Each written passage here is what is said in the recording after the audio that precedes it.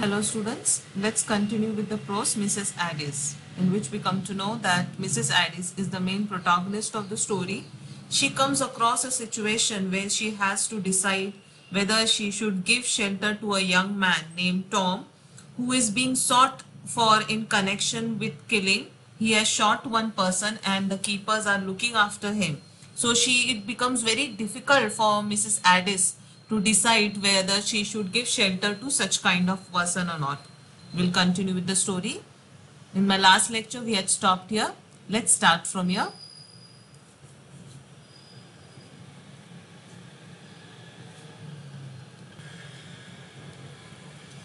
You might do it for Tom's sake, he said. You haven't been an over good friend to Tom, snapped Mrs. Addis. Now here in the story we come to know first when this man, Tom, when this man, Peter Crouch, when he tells Mrs. Addis that please do it for your son's sake. Mrs. Addis' son's name is Tom and he is saying, Peter Crouch is saying that your son, Tom, is my good friend. Please, for at least for his sake, give me shelter in your house because I don't want the keepers to know where I am hiding. So she's very angry. She doesn't like that this man has done wrong and he is asking her to help him. She's saying that you are not good friend of Tom. Then why should I help you? But Tom's been a very good friend to me. He would want you to stand by me tonight. Now he's saying that I know that I am not good person and I am not good friend of Tom's, but Tom is a very good friend of mine. And he's saying I am sure that he would really want you to help me when I am in need of your help. Well, I won't say that he wouldn't, for Tom's always thought better of you than you deserve. So here Mrs. Addis is saying that I know that my son always felt want good for you and he really felt that you should do something good in your life and he really felt that you deserve good in your life. That's why I think you're right.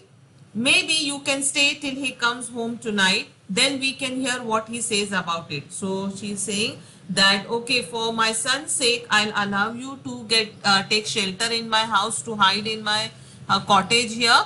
But till only the time my sons come at night, and after that my son only will decide whether you will stay here or you should go back from our cottage.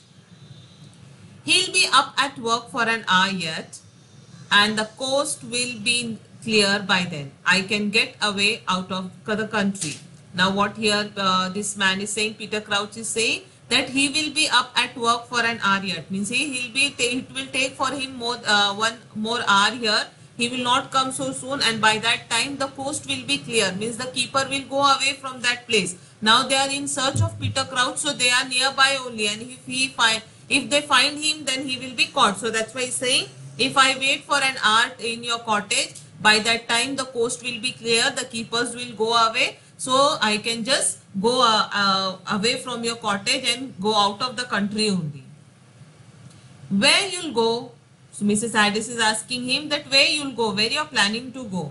I don't know, there is time to think of that. So Peter Crouch is replying, he's saying that he doesn't know, he has not yet decided where to go.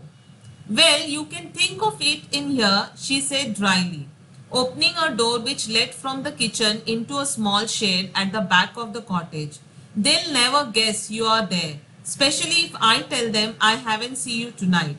Means here Mrs. Addis, while they were having a conversation here, at that time she just opens a door where in the kitchen itself, which led in the kitchen, and there a small shed is there, and she say that you can hide here and the keepers, the police will never come to know that you are here until unless I tell them that you are hiding here. You are a good woman, Mrs. Addis. I know I am not worth your standing by me, but maybe I would have been different if I would had a mother like Tom's. Means he is saying, Peter Crouch is saying that you are really a good woman and I know that I am not worth standing by you, means standing in front of you. You are such a good lady and I am a worthless character man. But he is saying that I would also be a good man like Tom. I would have been or a good person like Tom, if I would have a mother like you. She did not speak, but shut the door as he was in darkness, save from us, as he was in darkness, save for a small ray of light that came through one of the cracks. Means when she did not answer, she was already angry with Peter Crouch for what he has done. So she didn't utter a word, and she just shut the door. And when she shut the door, the shade when Peter Crouch was hiding, it was very dark and there was no light at all. Only a small ray of light was able to peep in through the cracks.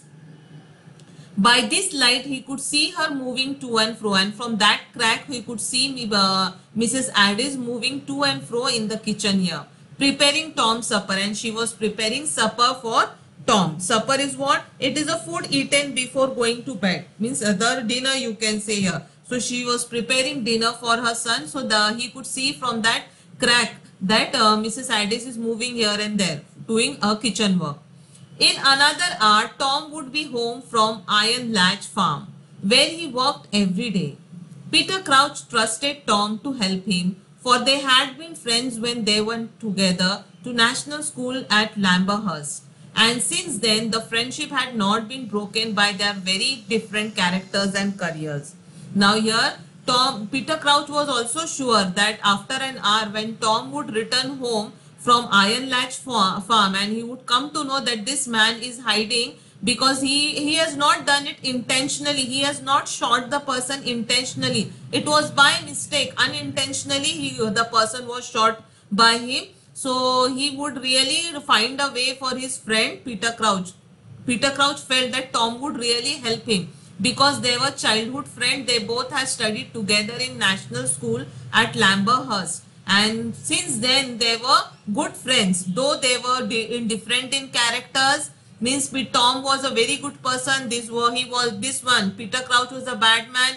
Tom was in a good profession, and this Peter Crouch used to do all wrong things. So though they had different characters and careers, still here you can say they were good friends. So Peter Crouch felt that Tom would really help him to come out of this situation.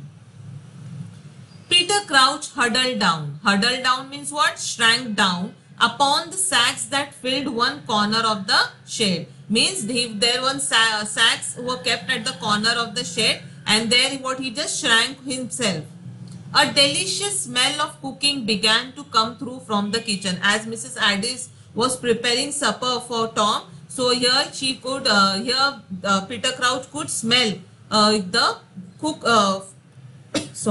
food being cooked, and he hoped Mrs. Addis would not deny him a share of the supper when Tom came home. And he really felt that when Tom's returned back, it was the time for mother and son to have the dinner. At that time, Mrs. Addis would never deny or would never forget to give something to Peter Crouch also. For he was very hungry and he had a long way to go. Means because he was very hungry now, and now he had to run away from the country, so he had a long way to go. So she would not deny him of the dinner he expected. He had fallen into a kind of helpless doze when he was roused by the sound of footsteps on the road. Means here you can say when he could hear, and it was a silent night here, there was no one there around the cottage, so he could really hear the footsteps on the sound of the footstep on the road, and it really made him very frightened. He was very frightened on hearing it. For a moment, his poor heart nearly choked him with its beating. Means his heart was beating. He was really scared. There were the keepers, and there what happened? The keepers must be. He felt that the keepers must be there near the cottage. They had guessed where he was. With Mrs. Addis, his old friend's mother, he had been a fool to come to the cottage. Now what he is thinking? That my keepers might know that I am good friend of Tom's, and Mrs. Addis is alone here, so they must have felt that this man Peter Crouch must be hiding here. So he really felt now that he had done a mistake by hiding himself here in Mrs. Addis' cottage. Nearly losing his self-control, he shrank into the corner, shivering, half sobbing, but the footsteps went by. The next minute, Mr. Addis stuck her head into the shed. Means what happened now, he was very scared, he lost his self control, he just tried to hide himself, shrank himself as much he can in the corner. He was shivering, and you can also say he was half sobbing. He was so much frightened of the keepers here. And but after what happened, but after some time, in the next minute, the footstep was not heard. He was not able to hear the footstep of the keepers. And that moment, Mrs. Addis, she just stuck her head, means she just peeped into the shed. That was the keepers, she said shortly. Means she just said, she just informed Peter Crouch that the keepers were there. The footsteps which you could hear were of the keepers. I saw them go by. They had lanterns. Maybe it would be better if you slipped out now and went towards the Canceron. Canceron is the name of a town where there is a railway station. Means she is saying that the keepers were there. Now the keepers have gone from there, and they had lanterns in their hand because it was very dark night, silent night. So that's why the keepers had lanterns in their hand. And he's saying that you must just run away from this place and go to Canceron. Canceron is the name of a town where there is railway station, and she is saying that it would be helpful for you to run from that place. You can from the station, you can just take train of any other place and go away from here. You would miss them that way and get over to Kent. Means she's just suggesting him. She's saying that you will miss them, means they will not find you, and you can get over to Kent. There is a London train that comes from Tunbridge well at 10 tonight. Means she is also helping him. She's telling him that the train for London you will get at Tunbridge well, and it comes at night time, so you can just go away. That would be a fine thing for me, ma'am, but I haven't the price of a ticket on me. Now see what this Peter Crouch is saying. He's saying that I'm really thankful of you that you are helping me out. You're telling me when will I get train, from where will I get train and all, how to run away from the cottage where the keepers won't find me and all. But I don't have the money for the ticket also. She went on to one of the kitchen's drawer. Here's 7 shillings. It will be your fare to London and a bit over. Means she just go to one of the kitchen drawers. She takes money from the drawer, and she just hands over 7 shillings to Peter Crouch, and she's saying it will be helpful to you for your fare to London, for your ticket to London, and something over it I have given you so that you can have something while you're traveling. For a moment he did not speak. Then he said, I don't know how to thank you, ma'am. Means he was really, you can say, speechless at that time, that though this lady, she knows I have done wrong, but only for her son's sake she is helping me. And for that made Peter Crouch speechless, and he really said that thank you, ma'am, I really don't know how to thank you. Oh, you didn't thank me. I am doing it for Tom. See here, she's saying that you don't need to thank me. I am only doing it for my son Tom because you are my son's friend. I hope you won't get into trouble because of this. Means here Peter Crouch is saying that for helping a person who has done something wrong is like acting like you can say a criminal himself. So the Peter Crouch is saying, I really feel that you should not get into trouble because of me. There isn't much fear. No one's ever likely to know you have been in this cottage. That's why I would sooner you went before Tom come back, for maybe he would bring a friend with him that would make a trouble. Means she's saying that here, don't worry for me, that no one would know that you are hiding in this cottage here, but I want you to go from my cottage before Tom's come home, because he might come along with one of his friend and that would make a trouble for you. So before Tom come, you run away from my cottage. You go away from my cottage. She is suggesting to Peter Crouch. She opened the door for him, but on the threshold they both stood still. For again footsteps could be heard approaching.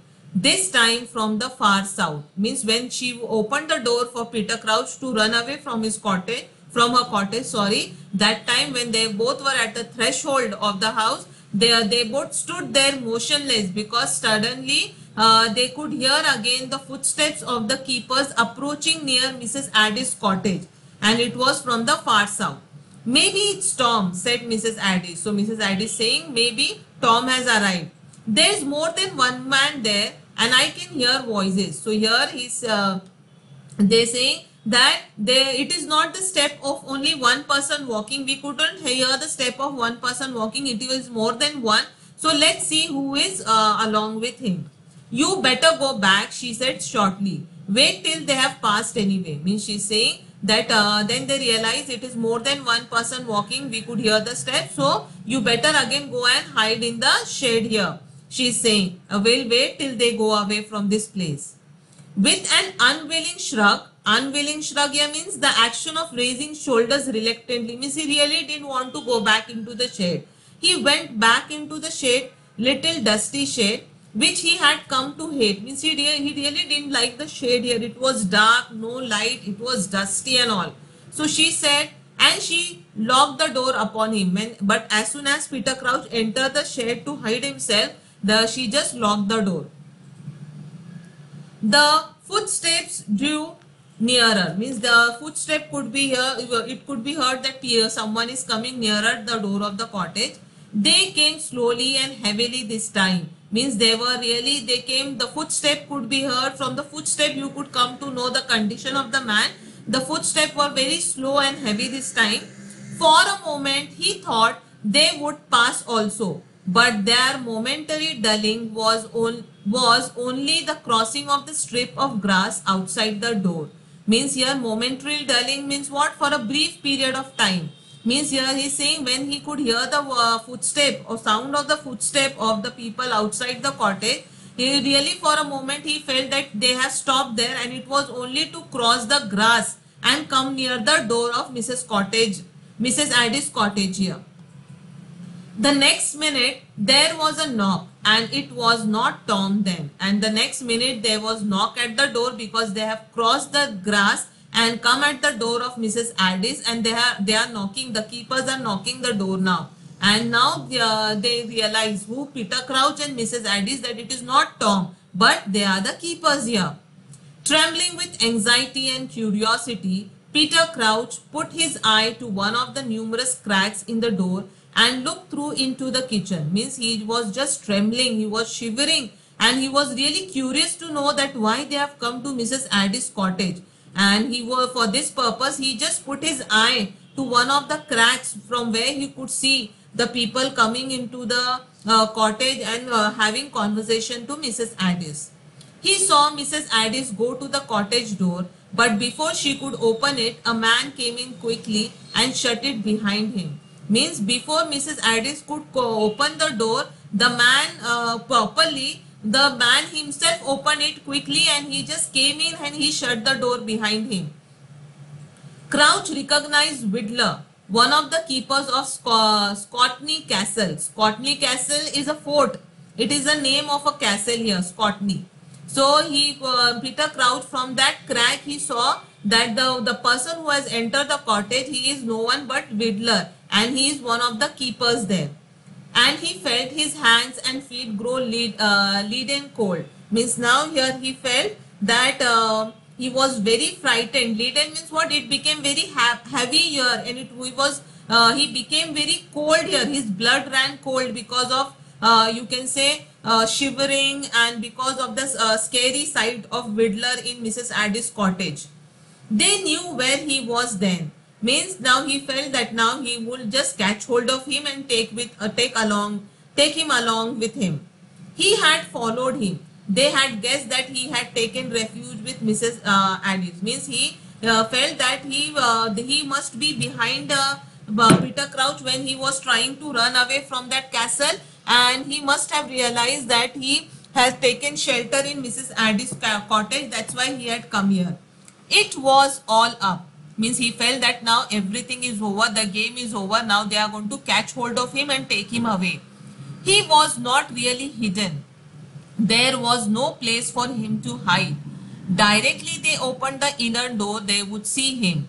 Why couldn't he think of things better? Means now he himself is thinking that he is not hiding what type of place he has come and hidden. Now they will just very easily come and open the inner door and see that this man is sitting here and they will take him away. So he is thinking that he was a fool to hide in Mrs. Ida's cottage, and why he could not think of a better idea. Why wasn't he cleverer at looking after himself like other men? His legs suddenly refused to support him and he sat down on the pile of sack. Means he was so much scared that he couldn't stand on his feet. He was taking support of the sack to sit here. He couldn't stand also. So much frightened he was. The man in the kitchen seemed to have some difficulty in saying what he wanted to Mrs. Addis. Now this Vidler, the man who had come into the cottage, now this man was not able to say what he wanted to say to Mrs. Addis here. He was, you can say, finding it, he was finding short of words here. He stood before her silently, twisting his cap. He was very silent here. He was just standing silently in front of Mrs. Addis and he was twisting his cap. He was thinking how to start. Well, what is it? She asked. I want to speak to you, ma'am. Now Mrs. Addis is asking, what is it? Why are you here? So he's saying that I have come to speak to you. Peter Crouch listened, straining his ears, for his thudding heart nearly drowned the voices in the next room. Means now what the conversation Mrs. Addis and Vidler are having, this man is really straining his ear to listen it what they are saying here. Oh no, he was sure she would not give him away. Now he himself is thinking that this lady, she is a good woman, she will not hand over me to the keepers. If only for Tom's sake, means for she has told me for Tom's sake, sake here she has given him shelter, so she won't hand over him to the Vidler here. She was a good sort, Mrs. Addis, means she is a good woman, she won't do like that. Well, she said sharply, as the man remained tongue-tied. Means she was, she said, well, speak up then. And this man who was there, Vidler, the name of the man, Vidler, he was tongue-tied. Means he was speechless. He was not able to say anything. He's saying, now see, let's see what he's saying. I have brought you a bad news, ma'am. Means he's saying, ma'am, I have come with a bad news for you. Her expression changed. Now here she is speaking with a very sharp or confident voice, you can say. But now the expression has changed when he's saying that he has come with a bad news. What? It isn't Tom, is it?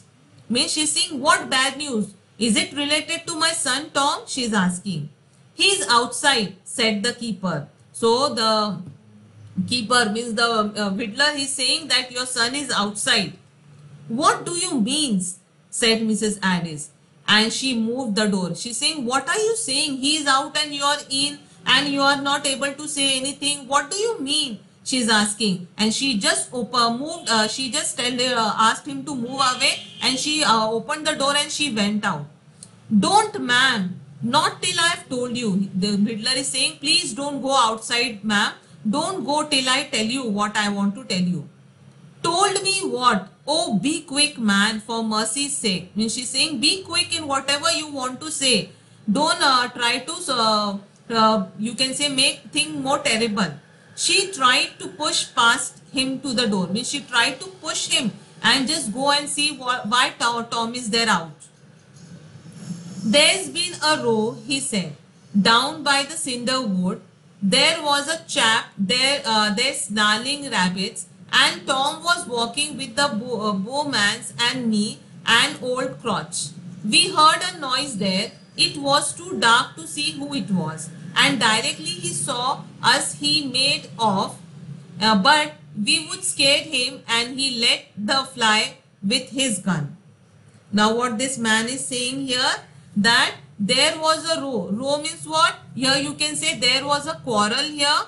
There was a quarrel there in the cinder wood, means in the forest there, and there was a chap. Chap means what? Man. We can assume that the chap was Peter Crouch. There snarling rabbits. Snarling means what? This man has come to trap. He was come to trap the rabbits here. And Tom was walking with the boormans, and Tom was walking with the boormans means other keeper, and Wilder himself. Boorman is other, you can say other keeper, Wilder, me means Wilder, and Old Crotch. These three of them were there. So when he was trying to trap the rabbits, these three of them, they heard a noise there. So, and it was very dark to see who was that man, who was that chap. And directly he saw us. And this chap, means Peter Crouch, he saw us and he made off. He made off means what? He ran off. But we would scare him. Means we were really scared, or we would try to scare him, and he let fly with his gun. Means he was really scared because he was alone, and there were three persons here. The keepers were three here. So he thought we would cause harm to him, or we would kill him or shot him. So what happened? He only shot his gun. He only used his gun to shot us. And Tom, he's saying Tom. So whatever he said, she realized that the person who was shot, is he Tom? See, she's saying here Tom, said Mrs. Addis, because she knows the other part of the story which Peter Crouch has told her. The keeper had forgotten his guard, and before he could prevent her, she had flung upon the door. Means he has really forgotten his guard when he told this story to Mrs. Addis. She was not really able to control herself, and she just flung open the door. She just opened the door and ran outside the door. The men outside had evidently been waiting for the signal, and they came in carrying something which they put down in the middle of the kitchen floor. Means they were just waiting for signal of Bidler here to bring the, you can say, dead body of Tom inside Mrs. Addis' cottage. So when they saw the door open, they just entered inside and they kept the dead body of Tom in middle of the kitchen. Is he dead? Asked Mrs. Addis without tears. Means she is now become very, she is in shock here. So there were no tears in her eyes, and she is asking to them, is he dead? Is my son dead? The men nodded. Means they were also not able to say anything, so they just nodded their head. They could not find a dry voice like hers. Means they didn't have the courage to answer her. In the shed, Peter Crouch had ceased to sweat and tremble. Means Peter Crouch now realized that what he has done, he has shot no one else but Mrs. Addis' son himself. So he was really frightened, and he was sweating and trembling like anything. Strength had come with despair, for he knew he must despair now. Means he realized that he must really feel sorry for whatever he has done now. He has done very wrong here. He no longer wanted to escape from this thing that he had done. He really felt that he has done very wrong here, and he really didn't felt that he should run away from the place now. Oh Tom, and I was thinking it was one of the keepers. Oh Tom, means he really felt very guilty that he has shot no one else but Tom. He really felt that he has shot one of the keepers, but he had not shot anyone else but Tom, his good friend himself. And it was you that got it. Got it for me. I don't want to live. He was so guilty for his act that he is saying that he has shot his friend, and his friend is shot by him. So he felt that he also didn't wanted to live. He also wanted to die. Yet life was sweet, and for there was a woman at Ticehurst, a woman as faithful to him as Tom, who would go with him to the world's end even now. Means here, that moment when he was thinking that he should not live anymore here, because he has done very wrong here by killing or shot by killing Tom. So he fell, but that moment only other thought comes into mind, that is of a woman whom he is in love with, you can say. He feels that, but if I give up my life, so what about the woman who is waiting for me at Ticehurst? Because she is also a good woman, like or you can say as faithful like Tom. How faithful was a good friend of him. In this in the same way, she is also a faithful woman here in his life, and he really wanted to live with that woman. But he must not think of her. He had no right. He must pay with his life for what he had done. But again, next moment he feels that he is not worth of that lady also, because he has done a major mistake in his life, and he has no right to live anymore. Mrs. Addis was sitting in the old basket armchair by the fire. One of the men had helped her into it. Means she was not able to think or act anything now at this moment. So one of the men, they had just helped her to sit into the armchair. We will go round to the Iron Latch cottage and ask Mrs. Gain to come down to you. So that person is saying that we will go to the Iron Latch cottage in your neighborhood here and ask Mrs. Gain to come to your cottage and to be with you, to console you. This is a terrible thing that, to have come to you. And as far as the man you did it, we have a middling good guess who he is, and he shall hang. Means he is saying, that man is saying, we all know that is really a terrible thing. It's really devastating thing for you, whatever you have heard now. And don't worry, but we know the man who has done it, and we will really catch hold of him and we will hang him. We will see that he is hanged for whatever he has done. We didn't see his face, but we have got his gun. Means that they are saying that we have not seen that man's face, but we have got the gun from which Peter Crouch has shot. He threw it into a bush when he bolted, and I swear that the gun belongs to Peter Crouch, who's been up to no good since the day he was sacked for stealing corn. Means they are saying, and we have come to know that the gun is of no one else but a person named Peter Crouch, who is not a good man, and he has been sacked. Means he has been dismissed from his job for stealing corn here. He is not a good man. So we will soon catch hold of him. But he couldn't have known it was Tom when he did it. He and Tom always being better friends than he deserved. Means that man is also saying, but Peter Crouch must have not known that the person whom he has shot down is no one else but Tom. Because if he would have known, he would not have done this act, because they both, Tom and Peter Crouch, were good friends. Peter Crouch was standing upright now, looking through the crack of the door, and all this conversation was heard by Peter Crouch from the crack here. Now he is standing upright, he is standing straight.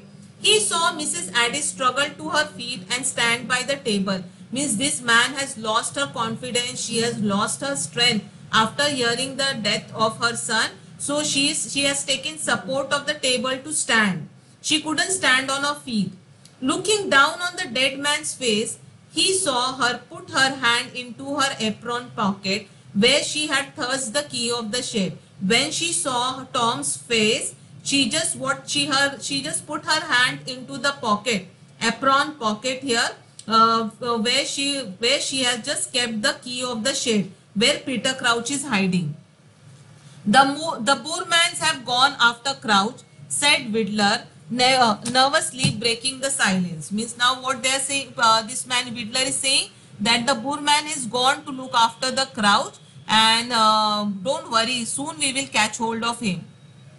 They would thought he'd broken through the wood iron latchway. There's no chance of his having been by here. You haven't seen him tonight, ma'am. Means he is just trying to confirm. He's saying that he must be here nearby only, but I just wanted to confirm, did he come to your house tonight? There was a pause. Now here she couldn't answer anything. She could have told that yes, he is hiding in the shed, go and take him away, because he has killed my son and all. But here this lady did not speak anything. She was just silent here. No, said Mrs. Addis, and next moment she is saying, no, I have not seen him.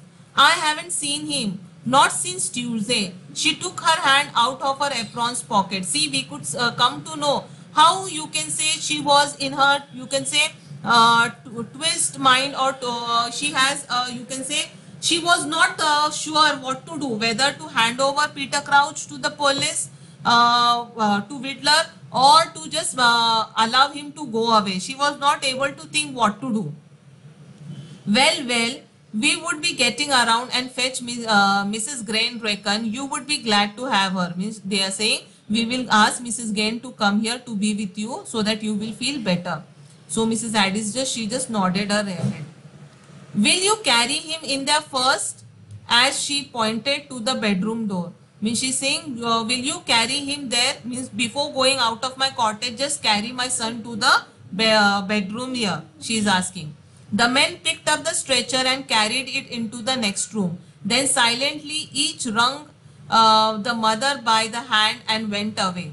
Means here they are saying here that they what she just said that just take my son to the bedroom there and keep him there. So they did the same thing. They just took the picked up the stretcher and carried it to the next room. Then silently each rung here you can say hold the hand tightly, shook and it with sympathy, means she was really feeling unconsolable. She waited until they had shut the door. Then she came towards the shed. Means she was just waiting for these people to go out of the door and they out of the cottage. And when they left the cottage here, she just went. She shut the door and she came towards the shed where Peter Crouch was hiding. Crouch once more fell a shivering. Means now he was really scared. He was very anxious. Now he was thinking what this woman will do, because now I have killed her son only. He couldn't bear it. Means he was not able to face. He was not able to face this situation. No, he would rather be hanged than face Mrs. Addis. He was so guilty of his act that he really felt that he should be hanged than face Mrs. Addis now. He heard the key turn in the lock and he nearly screamed. When he heard that she was opening the door, so he really screamed very loudly. But she did not come in. Means Mrs. Addis did not come in to have any conversation with Peter Crouch that why you killed my son and all, anything. She merely unlocked the door, then crossed the kitchen with a heavy dragging footstep and shut herself in the room where Tom was. Means she just unlocked the door of the shed here. She kept the kitchen's door also open and she just went into the room where Tom's dead body was kept and she just closed the door there. She didn't wanted to see Peter Crouch's face. Peter Crouch knew what he must do. The only thing she wanted him to do. The only thing he could possibly do. He opened the door and silently went off. Means now he realized that this woman she didn't want to see his face. Means Peter Crouch face here, because whatever he has done. And you can say she did not hand over them to the keepers because she realized this man has done unintentionally. He has not done it purposely here. So she did not hand over to them, but still her son is dead, so she couldn't see, she didn't wanted to see Tom, yeah, you can say Peter Crouch face, or she didn't wanted to have any conversation with Peter Crouch. So she just kept the door unlocked and she just went away from that place. So now here Peter Crouch also realized that this lady didn't want to see his face or not talk to him. So he just opened the door and he went out from the Mrs. Addis cottage. I hope you have understood the story. It is a very nice story where we come to know that the main protagonist of the story, Mrs. Addis, she comes across a situation where she has to decide whether she should give shelter to the person, because a person who has shot someone because he is her son's friend, or he should allow or hand over that person to the keepers because he has killed no one else but his son himself. So very nice story where we come to know about the where we come to know about the character Mrs. Addis, who really has done played a nice role in the story, where she has given justice to her role here of a mother here. She has done whatever she has done with Peter Crouch, it was only for her son's sake, because Peter Crouch was good friend of him and Tom always have thought good for Peter Crouch, though he was a bad man. I hope you have understood the story. Go through the video lecture again and try to understand it more nicely. Thank you.